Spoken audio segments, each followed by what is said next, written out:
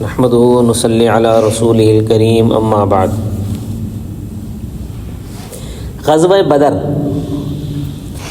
غزوہ بدر کو قرآن حکیم میں یوم الفرقان سے تعبیر فرمایا ہے۔ 313 مسلمانوں کی مختصر تعداد کے مقابلے میں 1000 مشرکین کا شکست کھانا اور مشرکین کے 70 مقتولین کا کنویں میں ڈالا جانا اور 70 افراد کو قید کر کے مدینہ منورہ لانا، پھر ان کا فدیہ دے کر اپنی جانوں کو چھڑانا، یہ ایسی واضح باتیں ہیں جنہوں نے اہل اسلام کا حق ہونا اور مشرکین کا باطل پر ہونا واضح کر دیا۔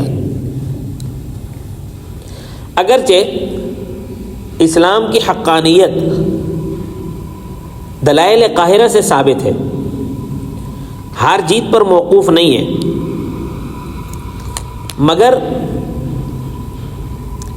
مشرکین مکہ جو اسلام کو مٹانے کے عزائم لے کر آئے تھے وہ سب خاک میں مل گئے۔ اللہ کا بول بالا ہوا، دشمن کا منہ کالا ہوا۔ اللہ تعالیٰ نے حضرات صحابہ کرام سے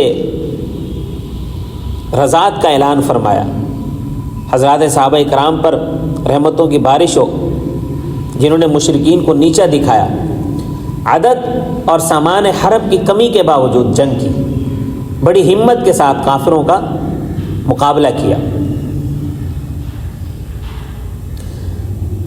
تو اس غزوے کا پس منظر یہ ہے، قریش مکہ ہر سال تجارت کے لیے ملک شام جایا کرتے تھے۔ مکہ معظمہ سے شام کو جائیں تو راستے میں مدینہ منورہ سے گزرنا ہوتا ہے۔ شہر مدینہ میں داخل نہ ہو تو دور سے یا قریب سے مدینہ کے محاذات سے ضرور گزرنا پڑتا ہے۔ اب آگے یہ سمجھے کہ قریش مکہ کا ایک قافلہ تجارت کے لیے شام گیا ہوا تھا۔ بہت سے لوگوں نے اس تجارت میں شرکت کی تھی، اپنے مال لگائے تھے۔ قافلے کے سردار ابو سفیان تھے جو اس وقت تک مسلمان نہیں ہوئے تھے۔ جب ابو سفیان کا قافلہ شام سے واپس ہو رہا تھا، جس میں 30 یا 40 افراد تھے اور 1000 اونٹ تھے، تو سرور عالم صلی اللہ علیہ وسلم کو اس قافلے کے گزرنے کا علم ہو گیا۔ آپ صلی اللہ علیہ وسلم نے اپنے صحابہ سے فرمایا کہ قریش کا قافلہ ادھر سے گزر رہا ہے، چلو اس قافلے کو پکڑیں گے، ممکن ہے کہ اللہ تعالیٰ ان لوگوں کے اموال تم کو عطا فرما دے۔ آپ صلی اللہ علیہ وسلم نے تاکیدی حکم نہیں دیا تھا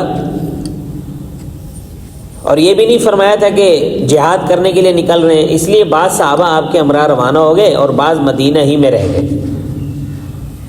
ابو سفیان کو بھی یہ خطرہ موجود تھا کہ کہیں مسلمانوں سے راستے میں مڈبھیڑ نہ ہو جائے، اس لیے وہ راستے میں راہگیروں سے اس بات کا کھوج لگاتا ہوا جا رہا تھا کہ کئی مسلمان میرے قافلے کے در پہ تو نہیں ہیں۔ جب آن صلی اللہ علیہ وسلم نے اپنے صحابہ کے ساتھ مدینہ منورہ سے سفر فرمایا تو ابو سفیان کو اس کی خبر مل گئی۔ اس نے اپنا راستہ بدل دیا اور اس نے زمزم بن عمر غفاری کو اہل مکہ تک خبر پہنچانے کے لیے جلدی جلدی آگے روانہ کر دیا، اور زمزم بخاری سے اس کام کا محنتانہ بھی طے کر دیا، زمزم بن عمر غفاری سے۔ اور زمزم یہ جلدی سے مکہ پہنچا، اس نے خبر دے دی کہ محمد صلی اللہ علیہ وسلم اپنے ساتھیوں کے ساتھ تمہارے قافلے کے در پہ ہیں اور مدینہ منورہ سے روانہ ہو چکے ہیں، اپنے قافلے کی حفاظت کر سکتے ہو تو کر لو۔ یہ خبر سنتے ہی اہل مکہ میں ہلچل مچ گئی۔ مقابلے کے لیے 1000 آدمی، جن کا سردار ابو جہل تھا، بڑے کر و فر اور اسباب عیش و طرب کے ساتھ اکڑتے اور اتراتے ہوئے بدر کی طرف روانہ ہو گئے۔ یہ ایک آبادی کا نام ہے جو مکہ معظمہ سے براس کا رابغ مدینہ منورہ کو جاتے ہوئے راستے میں پڑتی ہے۔ یہاں سے مدینہ منورہ 100 میل سے کچھ کم ہے۔ بدر نامی ایک شخص تھا، اس نے اس بستی کو آباد کیا تھا، اس کے نام پر اس بستی کا نام ہے۔ اور ایک قول یہ ہے کہ مقام بدر میں ایک کنواں تھا، اس کا نام بدر تھا، اسی کنویں کے نام سے یہ آبادی مشہور ہے۔ قریش مکہ اپنے ساتھ گانے بجانے والی عورتیں لے کر نکلے تھے تاکہ وہ گانا گائیں اور لڑائی کے لیے ابھاریں۔ اس لشکر میں تقریباً تمام ہی سرداران قریش شامل تھے، صرف ابو لہب نہ جا سکا۔ اس نے اپنی جگہ ابو جہل کے بھائی عاصی بن حشام کو 4000 درہم کا معاوضہ لینے پر راضی کر کے بھیج دیا تھا۔ مشرکین مکہ میں سے جنہوں نے جانے کا فیصلہ کیا تھا امیہ بن خلف بھی تھا، جو بوڑھا آدمی تھا، اس کا جسم بھی بھاری تھا۔ عقبہ بن ابی معیط اس کے پاس آیا اور بالآخر اسے بھی ساتھ جانے پر آمادہ کر لیا۔ بعض روایات میں یوں ہے کہ ابو جہل امیہ بن خلف کے پاس آیا اور اس سے کہا کہ تو پیچھے رہا جا رہا ہے، تو تو یہاں کا سردار ہے، لوگوں کو تیرے نہ جانے کا علم ہوگا تو وہ بھی بیٹھے رہیں گے۔ امیہ نے کہا کہ جب یہ میرے لیے عیب کی بات ہے تو سب سے زیادہ عمدہ اونٹ خریدوں گا، ساتھ نکل تو جاؤں گا لیکن راستے سے واپس آ جاؤں گا۔ قریش مکہ کے ساتھ یہ بھی چلا گیا اور واپسی کا موقع ہی نہ ملا کہ بدر میں حضرات صحابہ رضی اللہ عنہم کے ہاتھوں قتل ہو گیا۔ مشرکین کے پاس دیگر سامان حرب کے علاوہ 60 گھوڑے، 600 زریں تھیں۔ سواری کے لیے اونٹوں کے علاوہ کثیر تعداد میں ذبح کرنے اور کھانے کھلانے کے لیے بھی اونٹ ساتھ لے کر چلے تھے۔ سب سے پہلے ابو جہل نے مکہ سے باہر آ کر 10 اونٹ ذبح کر کے لشکر کو کھلائے۔ پھر مقام عصفان میں امیہ بن خلف نے 9 اونٹ ذبح کیے۔ پھر مقام قدید میں سہیل بن عمر نے 100 اونٹ ذبح کیے۔ پھر اگلی منزل میں شیبہ بن ربیعہ نے 9 اونٹ ذبح کیے۔ پھر اس سے اگلی منزل میں جو مقام جحفہ میں تھی عتبہ بن ربیعہ نے 10 اونٹ ذبح کیے۔ اسی طرح ہر منزل میں 10 اونٹ ذبح کرتے رہے اور کھاتے کھلاتے رہے۔ ابو البختری نے بدر پہنچ کر 10 اونٹ ذبح کیے۔ جب ابو سفیان اپنے قافلے کو لے کر مسلمانوں کی زد سے بچ کر نکل گیا تو اس نے قریش مکہ کے پاس خبر بھیجی کہ تم ہماری حفاظت کے لیے نکلے تھے، اب جب کہ ہم بچ کر نکل آئے ہیں تو تمہیں آگے بڑھنے کی ضرورت نہیں ہے، لہٰذا واپس چلے جاؤ۔ اس پر ابو جہل نے کہا اللہ کی قسم ہم واپس نہیں لوٹیں گے جب تک کہ ہم بدر نہ پہنچ جائیں، وہاں 3 دن قیام کریں گے، اونٹ ذبح کریں گے، کھانے کھلائیں گے، شرابیں پیئیں گے، گانے والیاں گانے سنائیں گی، عرب کو پتہ چل جائے گا کہ ہم مقابلے کے لیے نکلے تھے۔ ہمارے اس عمل سے ایک دھاک بیٹھ جائے گی اور لوگ ہم سے ڈرتے رہیں گے، لہذا چلو آگے بڑھو۔ قریش مکہ ایک طرف تو ابو سفیان کے قافلے کی حفاظت کے لیے روانہ ہونے کے لیے سوچ رہے تھے اور دوسری طرف انہیں یہ خیال دامن گیر تھا کہ اگر قافلے کی حفاظت کے لیے روانہ ہو جائیں تو منکر ہے کہ بنی بکر ہمارے گھروں اور بال بچوں پر حملہ کر دیں جن سے دشمنی چل رہی ہے۔ جب ان کے اس خوف اور خطرے کا علم ہوا تو ابلیس شیطانوں کا گرو گھنٹال سراقہ بن مالک بن جعصم کی صورت میں آیا اور قریش سے کہا کہ تم لوگ ڈرو نہیں، میں تمہارے پیچھے تمہارے گھروں کی حفاظت کا ذمہ دار ہوں۔ سورہ انفال میں اللہ تبارک و تعالی نے فرمایا وَإِذْ زَيَّنَ لَهُمُ الشَّيْطَانُ أَعْمَالَهُمْ وَقَالَ لَا غَالِبَ لَكُمُ الْيَوْمَ مِنَ النَّاسِ وَإِنِّي جَارٌ لَكُمْ فَلَمَّا تَرَاءَتِ الْفِئَتَانِ نَكَصَ عَلَى عَقِبَيْهِ وَقَالَ إِنِّي بَرِيءٌ مِّنكُمْ إِنِّي أَرَى مَا لَا تَرَوْنَ إِنِّي أَخَافُ اللَّهَ وَاللَّهُ شَدِيدُ الْعِقَابِ۔